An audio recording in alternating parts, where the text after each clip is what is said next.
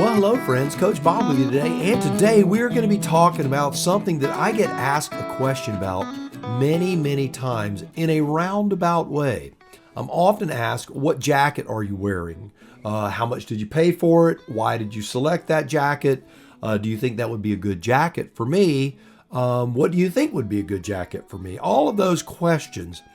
So what I wanted to do was create a video that would explain to you how jackets are created, that they're not all created equal. And when I say how they're created, what their rankings are as far as safety is concerned, as far as temperature, abrasion, that sort of thing, is something you really need to know. It's not one of those where you go, man, that is a really exciting topic, although it's an exciting topic to me. But before we get going, if you would, give the video a big old fat thumbs up, because you know a regular thumbs up wouldn't do. Leave a comment again, and then comment about the 2 comments you left. It'll move us up in the algorithm. Enough of that. Here we go. So let's talk about jackets and safety and protection and types and all of that stuff. So first, let's talk about the EN 17092. Okay, I know you're going, wow, that's something I don't want to hear about. There are laws written in Europe. Okay, this is all of these safety ratings were created in Europe. They wanted to create a scale on abrasion resistance. So this is not impact. This is purely abrasion. When I say abrasion, I'm not talking about the pads that are in the jacket. I'm talking about the material of the jacket, the seams, that sort of thing. So they created a scale for this. It's really good to know. So this EN 17092 legislation over in Europe, here's basically what it does. It determines the seam strength of the jacket, the tear strength, the resilience to washing, and also the dyes, because certain color dyes weaken the fabric. So there's a lot going on there. And then once we go through all of these ratings, I'm going to actually physically show you some jackets that you'll be able to go, oh, okay, I get it now. That makes more sense. So we're not going to talk about the CE rating. That's something apart from this. We're going to talk about this EN 17092 abrasion rating. So we're going to just call it an abrasion rating. So to let you know, there's a C rating, a B rating, an A, a double A, and a triple A. As you would expect, C would be the lowest rating. Now a C jacket or a C armor would be something that you would wear under a jacket that has armor in it. In other words, if it's a C rating, it really doesn't provide any real abrasion resistance at all. It's purely got pads in it. Now, a B level abrasion rating, here's where it gets a little confusing. B and A are the same abrasion rating. The difference is a B jacket does not have any armor in it, and therefore you would wear a C padding and put a B jacket on over it. Now, this is important to know if you're buying a jacket and it doesn't come with armor, to understand that a B rating on that abrasion is exactly the same as a single A rating. Now, could that B jacket have a higher abrasion level like a double A?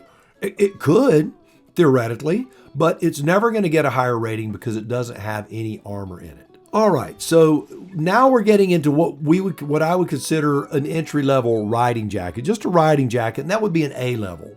An A level has minimal abrasion resistance, right? But it does have armor. It would be an entry-level jacket. It would be something very thin. It could be a summertime riding jacket, that sort of thing. So it's not going to be real protective if you're sliding down the pavement. Then you have a double A rating. It's going to be a little higher resistance. It's going to be like the Joe Rocket jackets. It'll be the Can-Am Tech jackets. With the heavier mesh jackets, a light leather jacket, that sort of thing. That would be a double A. And then you have a triple A. That would be something that you would say, this is a track rated abrasion resistance. So you're talking heavy leathers, heavy textiles, that sort of thing. So there's all of your abrasion. Now, I'm not going to get into all of this can be dragged down the pavement for that long. This can be dragged. No, just a general idea. Now you understand what a C is, no abrasion resistance. B, the same as an A, but with no pads. An A, a double A, and a triple A, more resistance to abrasion with padding. Before we start talking about armor, I want you to understand this. Abrasion rating, this is talking about purely the material. They're not talking about the abrasion resistance of a pad that's in your sleeve. So philosophically, we know that a single A jacket with a CE level 2 armor could be safer than a double A jacket with level 1 armor. We're going to get into that, but understand these abrasion ratings are only in relation to the jacket. Has nothing to do with the armor, other than the fact that it's either present or not present. But it doesn't tell you what level, how big, how powerful that armor is. All right, so there's abrasion. That's the abrasion rating. Then you have what they call an impact rating. The impact rating is what we talk about when you read and it says CE level 1 or CE level 2 armor. So I don't want to get off into the briars or anything, but a CE level 1, you're talking about this basic armor, right? So a CE1 has a maximum transmitted force, okay, of 18 kilonewtons and no single value to exceed 24 kilonewtons. So I know what you're saying. Well, coach, I don't understand what a kilonewton is and why that would even matter. Suffice it to say, they take an object very similar to the weight of a brick and from about 6 feet, or the force from 6 feet, and they drop it onto this armor. And it can only allow a certain amount of pressure to go through that armor. And that armor, that pressure, cannot exceed an average on CE1 of 18 kilonewtons. And no one spot, as they do it in multiple areas, not one spot can be over 24 kilonewtons. So you can have maybe certain areas with more protection, but when you average those areas out, it has to be less than 18 kilonewtons. Now, to be CE level 2, it's going to be twice as good as that, which means it has to be less than 9 kilonewtons, and no single value can exceed 12 kilonewtons. And that would be a CE level 2 armor. Now, the thing with CE armor is that, as with anything, CE level 1 armor comes not only in certain thicknesses and sizes, you have bigger pieces of armor, and the same holds true with CE level 2. You can have a CE level 2 that only covers a very small portion versus a large area. So, you have to do your research in that. Obviously, racers are wearing CE level 2 that cover, like from the top here, from the back of their elbow all the way to their wrist. They're wearing huge spine protectors that are CE level 2, huge chest plates, and all of that. So understand that when you go to buy a jacket, it's not going to have all of that. Now, the BohnArmor that I'm going to show you does have CE level 2 armor in it and also has CE level 2 armor in the back. Now, understand that when you're talking armor, the armor for your back protector, it's a little different. It's weighted a little different on how they score it, and it also is different on. It can be very specific with what portion of the back. Not only does a back protector have to meet the impact and abrasion resistant standards, but the CE level 2, unlike in the other parts of your body, has to be bigger. The CE level 2 armor for your back has to be bigger than the CE1. And often you may buy a jacket and that CE2 armor will not fit in the back. So sometimes CE2 armor in the wrong jacket won't work. But you have full back protectors, you have lumbar protectors, you have central back. So there are a lot of varieties and nuance in that, but understand basically you're looking at CE level 1 and CE level 2. CE level 1 is what most people ride in. CE level 2 gives you more protection. So now you understand the ratings for abrasion resistance versus impact. So let's look at some real-time jackets and discuss this. All right, so I've moved the camera a little bit so I have a little more room to work. This is my BohnArmor. So you can see that this is just a thin mesh shirt. That's all it is. Now, it has level 2 armor in the shoulders, level 2 armor in the arms, and it has level 2 armor in the back. I don't have it in there right now because I put that level 2 armor in a jacket that I have been riding with. All right, so this is the armor that goes in the back of the BohnArmor jacket. You can see this thing it's really big. I'm going to show you right here. It shows a level 2.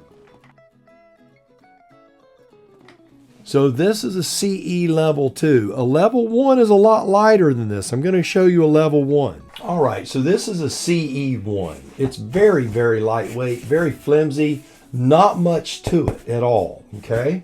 This is a non-rated. This is just one that just is put in a jacket just so you have something there to give you a false sense of security.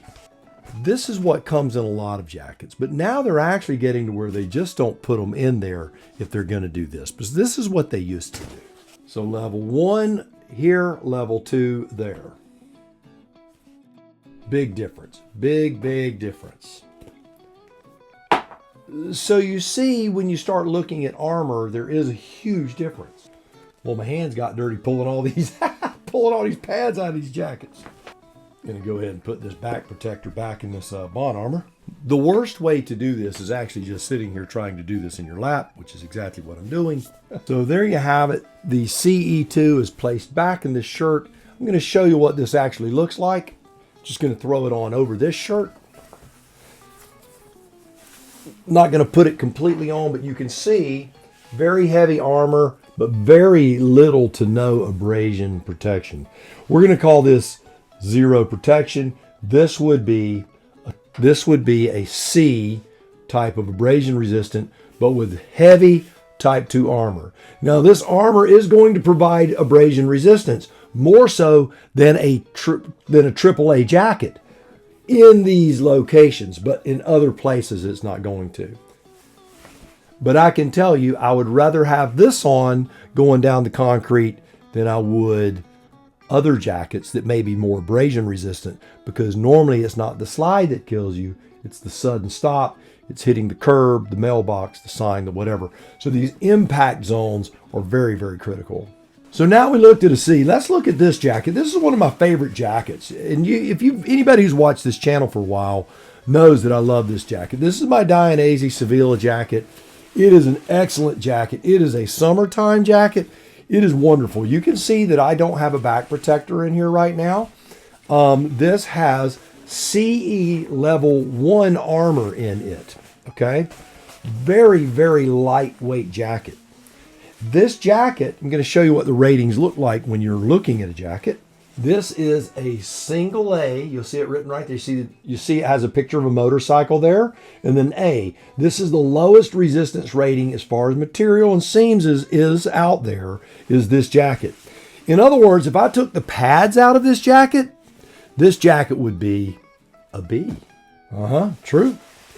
So this jacket, if I were riding like out in the dirt somewhere, and I wanted more protection, but I like this jacket, I would take these pads out of here. I would wear my BohnArmor under this jacket, and then I would have all of the protection I need, but still the summertime feel. So that's a single A, and without the pads in it, it would be a B.